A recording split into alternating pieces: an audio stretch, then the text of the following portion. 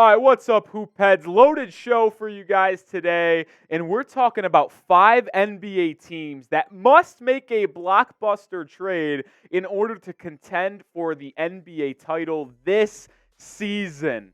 5 teams in mind. They're all pretty good right now, but they need an extra boost to that roster. But first, I want to thank y'all for getting us here at Chat Sports to over 345,000 subscribers. And if you want more NBA videos, and we'll ramp up our coverage as the season goes along, and then the trade deadline approaches in February, we'll bring you it if you show us that you want them by subscribing. Let's get to 345,100. Let's just continue to climb and climb. All right, first team on the list, teams that must make a trade, the Sacramento Kings. They were a fun story last season. They were obviously highly seeded. I believe they were the 3 seed, taking on the 6-seeded Warriors. They lost in 7 games, and it showed me, and I think a lot of the people inside the NBA analyst circle, that they need some boosts to this roster. They didn't make any crazy boosts this offseason.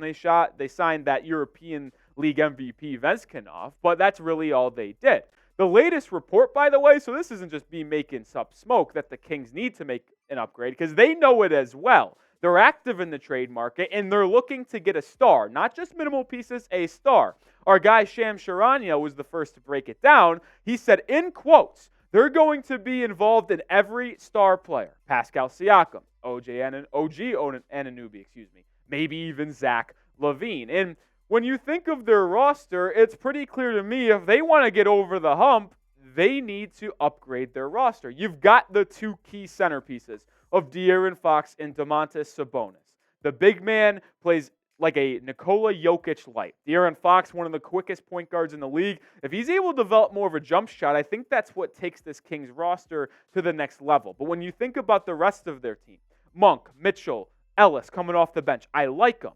Barnes, Huerter, and Murray in the starting lineup. But I don't view them as a team that can win because they need a third guy. Keegan Murray is a really good basketball player, but I think he's a 4. He can give you 14, 15 a night on good efficiency and be the main 3-point shooter on the squad, but they need a real scoring threat alongside Fox and Sabonis at that shooting guard or small forward position. The 2-3 spot is where I think the Kings could use an upgrade, which a guy like Zach LaVine really intrigues me. Now, the defense between Fox and LaVine in the backcourt would be very interesting, but the offense would be hard to stop. One of the best offenses, if not was the best offense last season statistically. They could use more offense when it comes to the playoffs, which is why I think they need to make a trade. I'm eyeing Zach LaVine as someone who could be a fit in Sacramento. But name the team for me that needs to make a blockbuster trade the most to contend for an NBA title. The Kings are oh so close to being there, but they aren't. So let me know if you agree with me with the Kings need it or a different team in the comment section. Number 2 on my list, the Oklahoma City Thunder. And I think this one might be the most obvious. I love their team. They're one of my favorite teams to watch inside the NBA. I mean, SGA, Chet Holmgren, they are absolutely electric to watch. But OKC, we have a problem. I know that's usually Houston, but we're going to OKC for this problem. Sam Presti and the Thunder have done an excellent job of stockpiling draft picks and cashing in on those draft picks. I mean, Shai came over in the Paul George trade. Giddey's been a fantastic pick.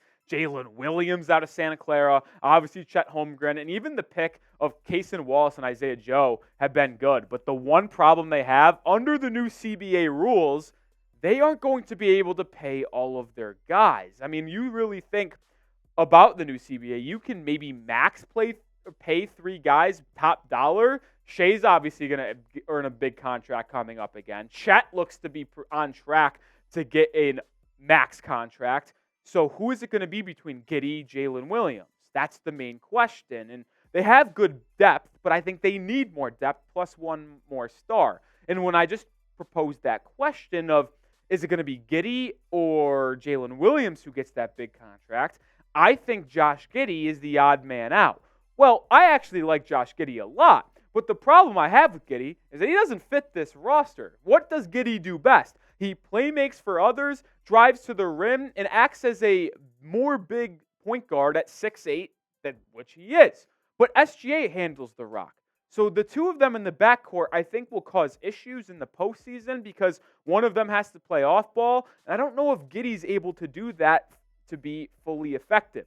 So what I think the Thunder should do to contend is I think they should trade Giddey plus some of those picks that they have. They still have a mountain full of draft picks to really upgrade this team in the depth department on the bench, or if you wanted to go in and make a blockbuster trade for an OG Annunoby at the wing, move Lou Dort into that shooting guard role, OG at the 3, and him and Jalen Williams in that front court along Chet Holmgren. It would add more defense, more spacing, and overall a better flow on offense for the Thunder. I think they are really close to contending too. They just needed more complementary pieces surrounding Jalen Williams, SGA, and Chet Holmgren. I don't think Giddey fits their timeline, so use his trade value right now, ship off of Giddey with some of those picks, and upgrade that roster.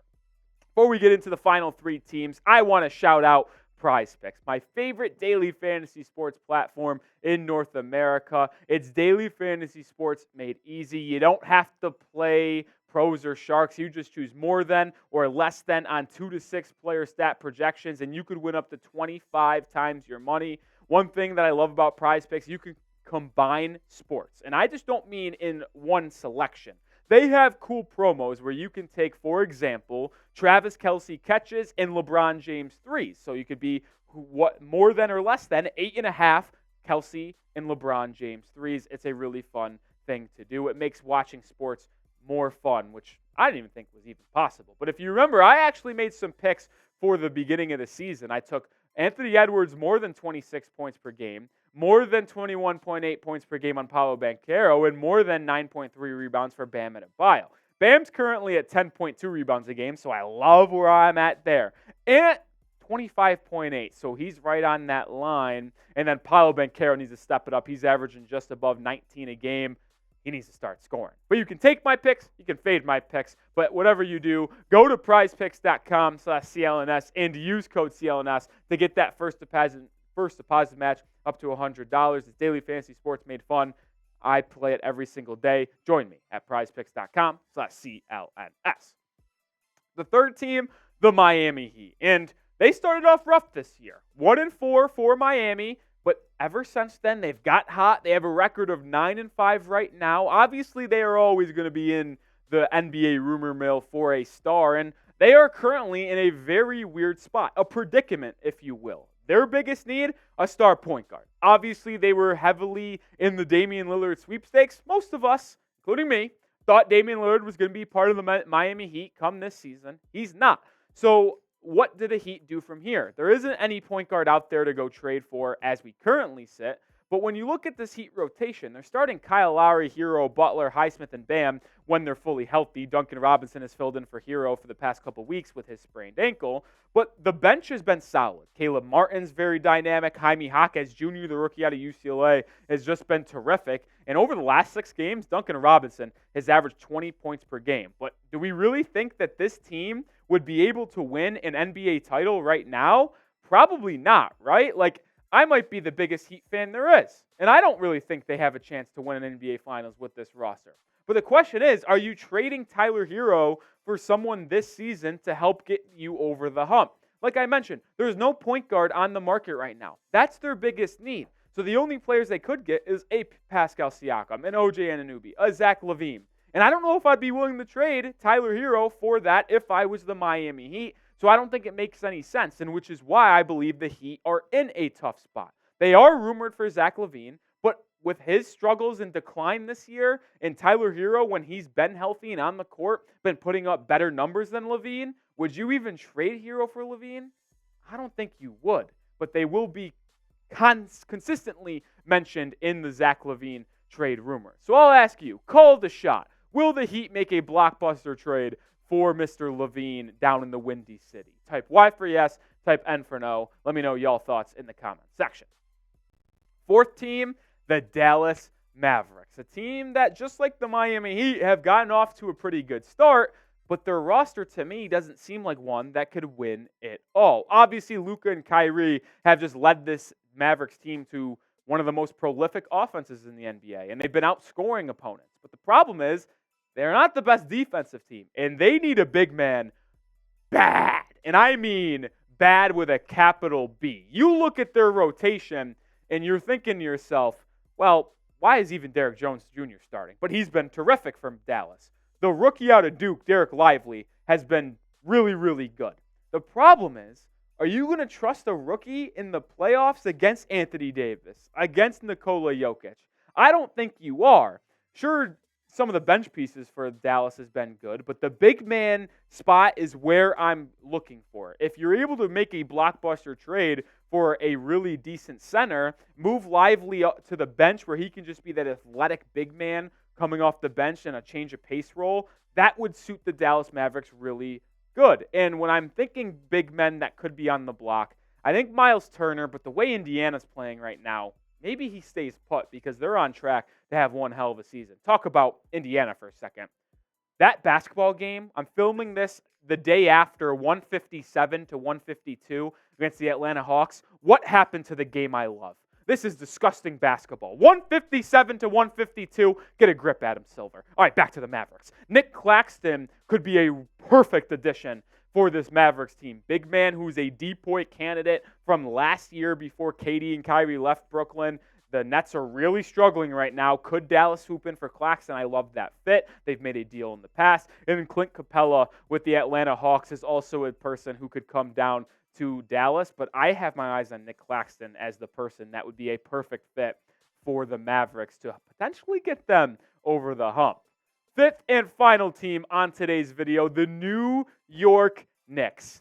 How can we go a trade rumor video without mentioning the New York Knicks? That's impossible here at Chat Sports. But in all honesty, they do need to make a deal. The Knicks rotation right now, they were a great story last year. They're off to a very slow start this season, and you can see why.